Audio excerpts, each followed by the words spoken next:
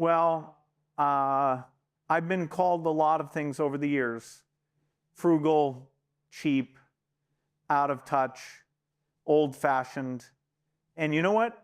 I don't really mind any of those labels because I've also been called something else. One of the richest people in the world. And I think there's a connection there, pretty direct connection actually. See, I've never looked rich, never acted rich, never lived like most people think rich people should live. I drive old cars. I live in the same house I bought in 1958 for $31,500. I eat at McDonald's for breakfast.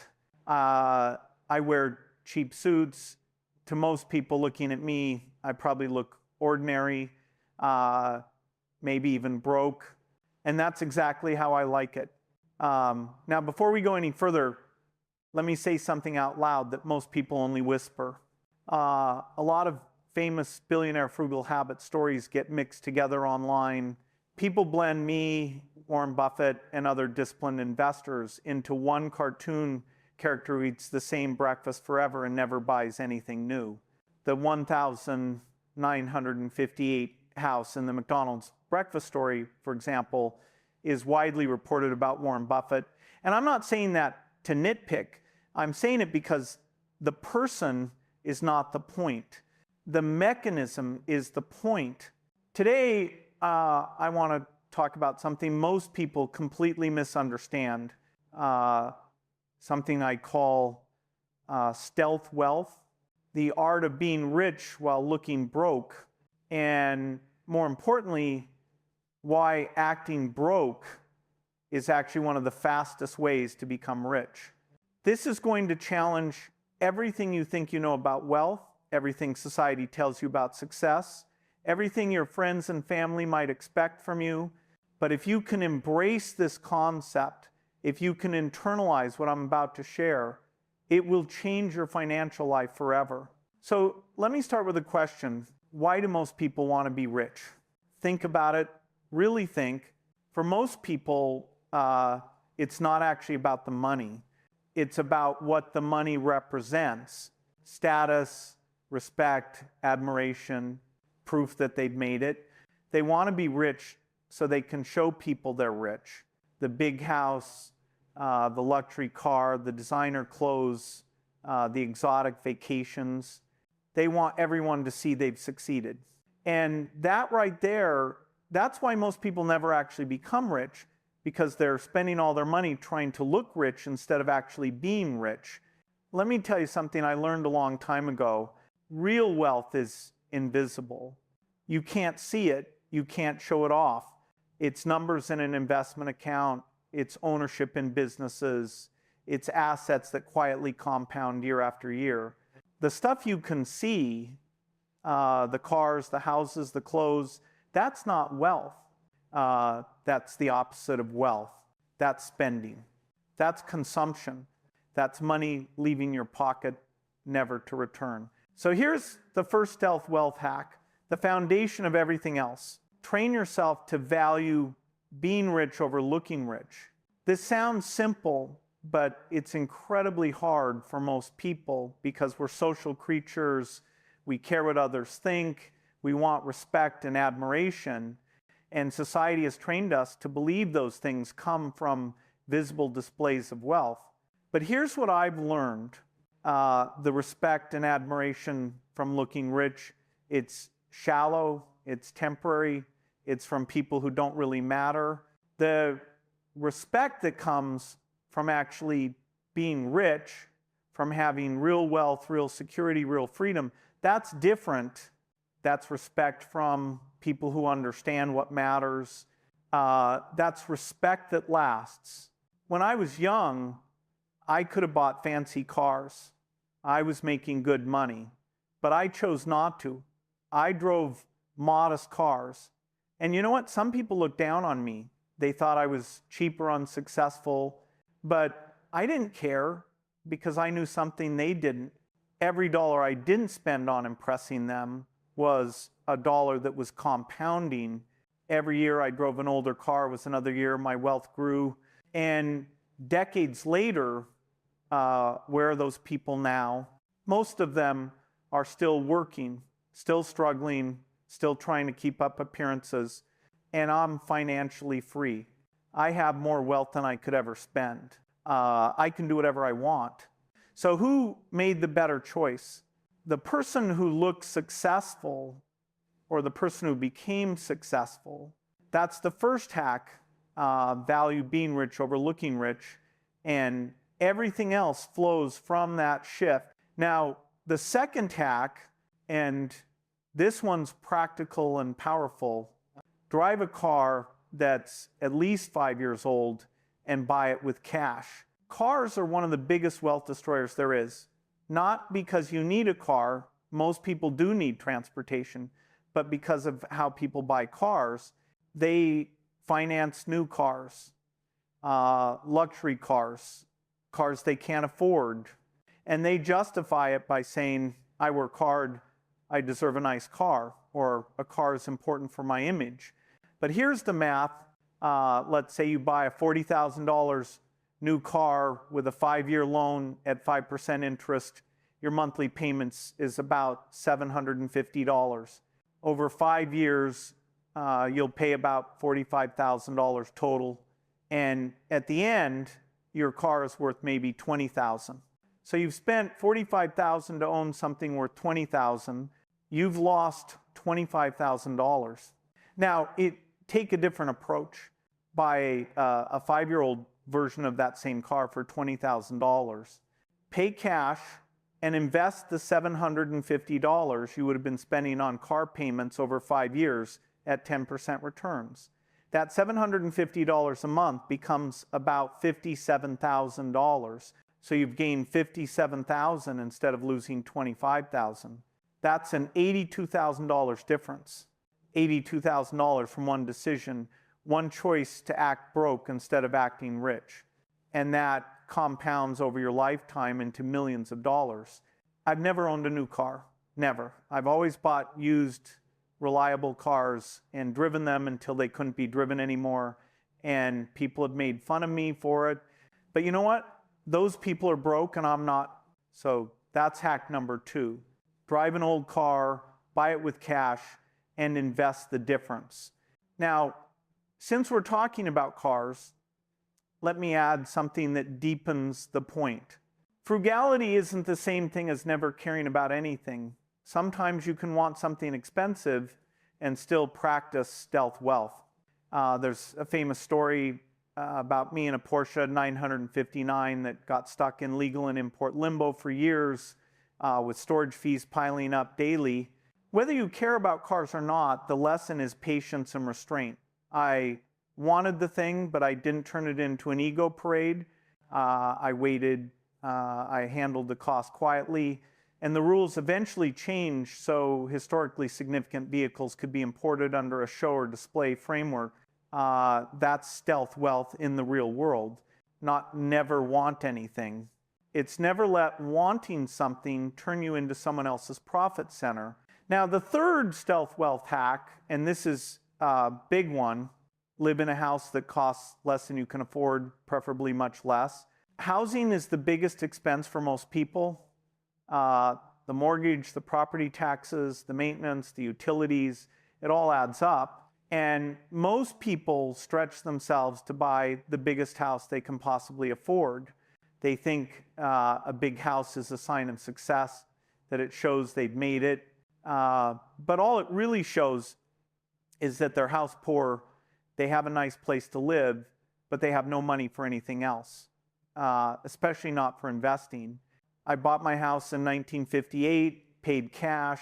Well, I took a small mortgage, but I paid it off quickly, and it cost $31,500. Now, I could afford more even back then, but I didn't need more.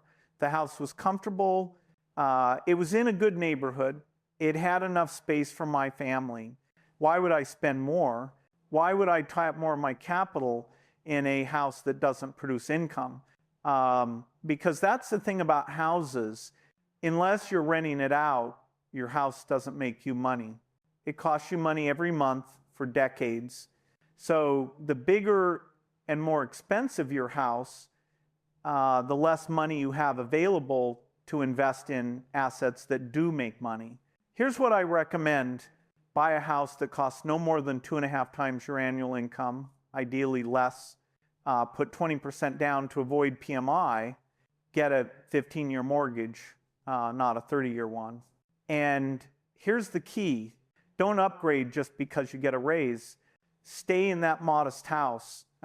Keep that manageable mortgage. And invest all the money you're saving by not living in a McMansion. Let me give you some numbers. Let's say you make $100,000 a year. Most people in that income range buy a $400,000 house.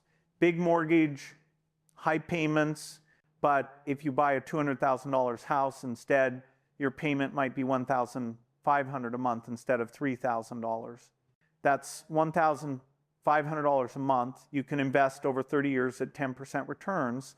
That's about $3 million from choosing a modest house instead of an impressive one.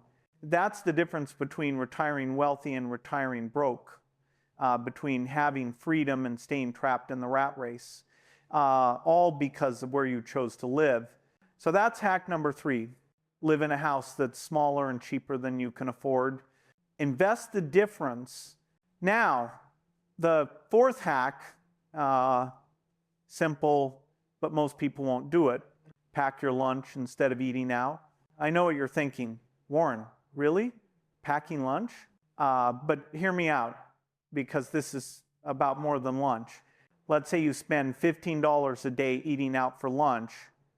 Over a year, that's about $3,750. If you packed lunch instead, let's say it costs $3 in groceries, you're spending about $750 a year. You're saving $3,000 a year. Now invest that $3,000 a year over 40 years at 10% returns. That's about $1.3 million. $1.3 million from packing lunch, from looking cheap, from doing what your coworkers probably make fun of. I eat at McDonald's for breakfast most mornings. Have for years. I get a sausage McMuffin, maybe some hash browns, cost a few dollars. And people think it's funny, the billionaire eating at McDonald's. But you know what? That breakfast costs about the same as packing something from home. It's fast, it's consistent, it's cheap. Why would I spend $20 at some fancy place when a few dollars gets me what I need? This principle applies to everything. Coffee, make it at home instead of spending $6 at Starbucks. Clothes, buy them on sale or secondhand instead of paying retail.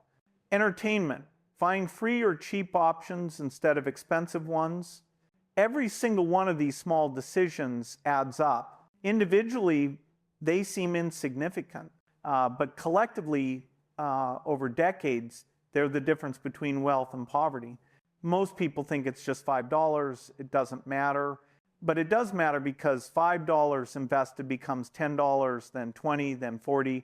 Over decades, that $5 becomes thousands. So that's hack number 4. Be cheap about daily expenses. Pack lunch. Make coffee at home. Look broke in the small things. Get rich in the big picture. And let me add a related idea. Stealth wealth isn't only about dollars. It's about training your identity. Every time you choose the cheaper, quieter option, you're rehearsing a skill. You're proving to yourself you don't need applause to be okay. You're building the muscle of delayed gratification because the world is going to try to sell you relief. Relief in the form of a car payment, relief in the form of a bigger house, relief in the form of treat yourself. But the problem with buying relief is that it doesn't stay bought. You have to keep paying for it. The 5th stealth wealth hack, and this one requires discipline. Never finance anything except a modest house and education. Consumer debt is poison. Credit cards, car loans, personal loans, financing, furniture, or electronics, or vacations, all of it is destroying your wealth faster than you can build it. When you finance something, you're doing two terrible things. First, you're paying interest, which means you're paying more than the item costs. Second, you're removing money from your future that could have been invested. It's a double hit. You're losing on both sides. And the companies lending you money, they're getting rich off your impatience. Wealthy people don't finance consumer goods, ever. If they can't afford to pay cash, they don't buy it. Simple as that. Now, I said there are two exceptions. A modest house is one because owning a home you can afford with a manageable mortgage often makes sense. The key word being modest and manageable. The other exception is education, but only education that has a clear return on investment, a degree that will increase your earning power significantly.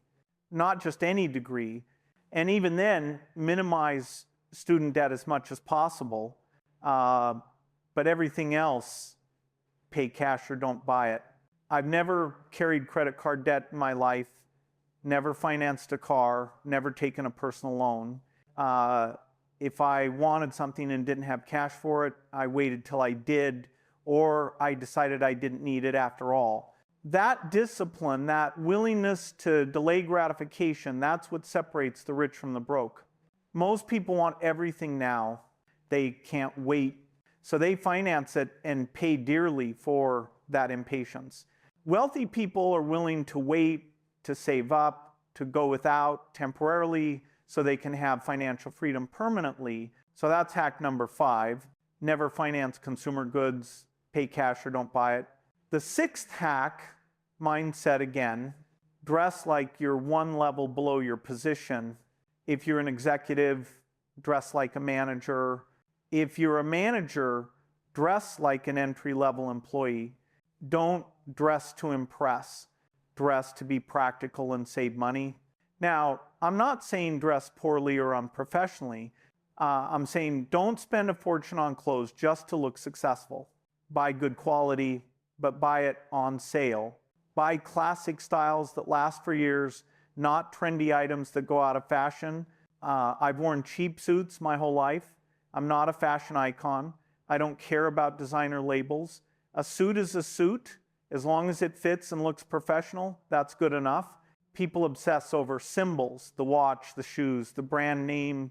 There's even constant commentary about me wearing a cheap Casio watch, right next to stories about me buying rare books or investing in big ideas.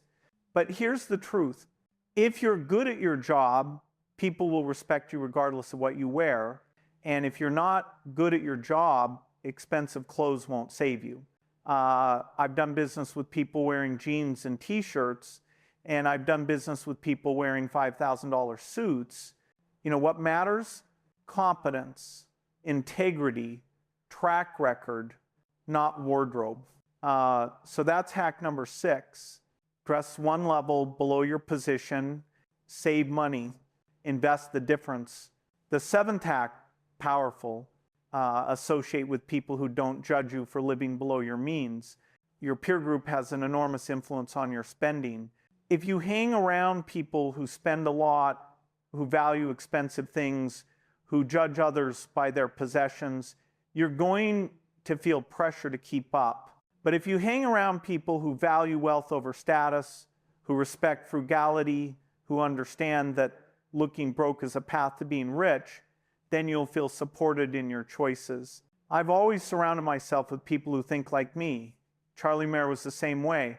Frugal, practical, focused on real wealth, not appearances. We reinforced each other's values. And yes, I know I've mixed stories and names you've heard elsewhere. That's exactly my point. The names blur, but the mechanism doesn't. I've also known people who had to distance themselves from friends and even family because those relationships were financially toxic. People who would make fun of them for driving old cars, who would pressure them to spend on expensive dinners or trips, who made them feel cheap for being financially responsible. And sometimes you have to make a choice. keep those relationships and stay broke, or protect your financial future and find better influences. That's not easy, but it's necessary, because if the people around you are constantly pulling you towards spending, you'll never build wealth. So choose your friends wisely. Spend time with people who support your financial goals, even if those goals seem weird to everyone else. People who won't judge you for packing lunch or driving an old car or living in a modest house. Find them, build relationships with them. They'll make your journey to wealth so much easier. That's hack number 7. The 8th hack, practical again, learn to enjoy free or cheap entertainment. Entertainment and leisure are huge budget killers for most people. Concert tickets, sporting events, expensive restaurants, bars and clubs, exotic vacations, it adds up fast. And people justify it. I work hard, I deserve to enjoy life, and that's fair. You should enjoy life, but enjoying life doesn't require spending a fortune. There are thousands of ways to have fun that cost little or nothing. I'm perfectly happy reading a good book. That's my idea of a great evening. And I really do love reading. I share reading lists because books are one of the highest return investments you can buy for the price of a couple of coffees. A book costs $10 and gives you hours of enjoyment. And the knowledge you gain can change what you earn for the next 40 years. Free concerts in parks, hiking, museums on free days, game nights with friends, cooking dinner at home instead of going out, library books, podcasts, YouTube videos. The happiest people I know aren't the ones spending the most money on entertainment. They're the ones who've learned to find joy in simple, inexpensive things, and financially it makes a huge difference.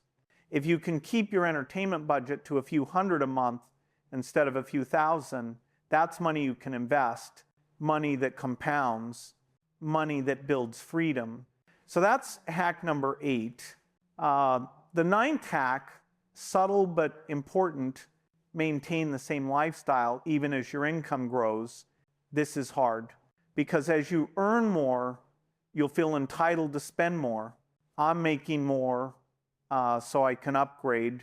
But that's the trap, lifestyle inflation, and it's what keeps most high earners broke despite their high incomes. Wealthy people do the opposite. They keep their expenses stable even as their income grows. So the gap between earning and spending gets bigger and bigger, and that gap becomes wealth. When I started making serious money, I didn't change my lifestyle. I kept living in my same house, driving my same car, eating at the same places because I didn't need more. I was happy with what I had, and all that extra income went into investments, into building Berkshire, into compounding my wealth year after year. Most people can't do this. They get a raise and immediately spending rises to match. So here's what you do. When you get a raise, pretend you didn't. Keep living exactly like you were. Take that entire raise and invest it immediately. Set up automatic transfers so you never even see the money. Do this with every raise, every bonus, every increase in income. Never let spending rise. Keep it locked at a level you're comfortable with. Over 10, 20, 30 years, you'll be amazed at the wealth you build because all your income growth went to investments, not lifestyle. That's hack number 9. Freeze your lifestyle. Let income grow. Keep spending constant. And here's the deeper part. When you do that, your stress drops because your bills don't chase your ego. You stop living in a state where one bad month could break you. And that's what real wealth is. It's the margin. It's the breathing room. It's the ability to say no, the ability to walk away. Now, the 10th and final hack brings it all together. Practice gratitude for what you already have. Most people are never satisfied. They always want more, better, newer. They compare themselves and feel like they're missing out. they can't enjoy what they have because they're focused on what they don't have. And that mindset is expensive. It drives spending. It creates dissatisfaction. It makes it impossible to act broke because you're constantly trying to fill a void with purchases. Wealthy people who practice stealth wealth, they're genuinely content with less, not because they can't afford more, but because they don't need more. I'm content with my house, my car, my simple routine. I don't feel like I'm missing out. I don't look at other people's mansions or yachts and feel envy. I'm genuinely happy with what I have, and that contentment is what makes stealth wealth possible. Because if you're not content, you can't resist spending. You can't act broke because you feel broke inside, even if you're not. So practice gratitude every day. Think about what you have that you're thankful for, your health, your relationships, your opportunities, the fact that you have enough. When you genuinely appreciate what you have, you stop needing to acquire more. You stop trying to impress people. You stop comparing, and that's when acting broke becomes easy because you're not acting anymore. You're genuinely content with a simple, inexpensive lifestyle, and all the money you're not spending, it's building real wealth. That's hack number 10. Now let me add something most people never talk about, but it matters. Stealth wealth also protects you. When you look rich, you attract problems you didn't order. Fake friends, people who want something, pressure, expectations, resentment. You put a target on your back. When you live quietly, you keep control. You decide who you help, when you help, how you help. You don't turn your finances into public property. And in a world where everyone's trying to perform, privacy becomes a form of power. That's why you hear phrases like money talks, wealth whispers. But stealth wealth isn't about being cold. It isn't about hoarding. It isn't about pretending you don't have resources. It's about building capacity to choose, to invest, to give, to take risks that matter, to fund your education, to start the business, to survive the downturn, to walk away from the toxic boss, to move cities, to help your parents, to donate quietly, to say yes to the right things because you have margin. You know, I've given you 10 hacks today, 10 ways that acting broke can make you rich, but they all boil down to one core principle: value financial freedom over social approval. That's what stealth wealth is really about. Choosing freedom over appearances, choosing long-term security over short-term status, choosing to be rich over looking rich. Most people can't do it. They're too worried about what others think, too concerned with keeping up, too attached to the idea that success must look a certain way. But the people who can embrace stealth wealth, they're the ones who actually become wealthy because they're not wasting money on appearances. They're investing it, growing it, compounding it year after year. I've lived this way for 94 years, and I can tell you it works. It absolutely works. I'm living proof that you can become one of the wealthiest people in the world while looking completely ordinary. So here's my challenge to you. Try these hacks, not all at once, maybe. Start with 1 or 2. Drive an older car. Live in a smaller house. Pack your lunch. Dress simply. See how it feels. Notice what happens to your bank account. Watch your investments grow. Experience the freedom that comes from not caring what others think. It won't be easy at first. People will judge you. They'll think you're cheap or unsuccessful. They might even feel uncomfortable around you because your choices challenge their own spending habits. But ignore them because in 10 years, 20 years, 30 years, you'll be financially free while they're still working, still stressed about money, still trying to keep up appearances. Stealth wealth isn't about being cheap. It's about being smart. It's about understanding that real wealth is invisible, that the best things in life aren't things at all. And most importantly, it's about having the courage to be different, to act broke when you could act rich, to save when you could spend, to build when you could consume. That courage is rare, but it's rewarded with wealth that lasts, with freedom that compounds, with a life lived on your own terms. So act broke, look ordinary, live simply, and get rich quietly. That's the way, that's the path, that's how you build real lasting wealth in a world obsessed with appearances.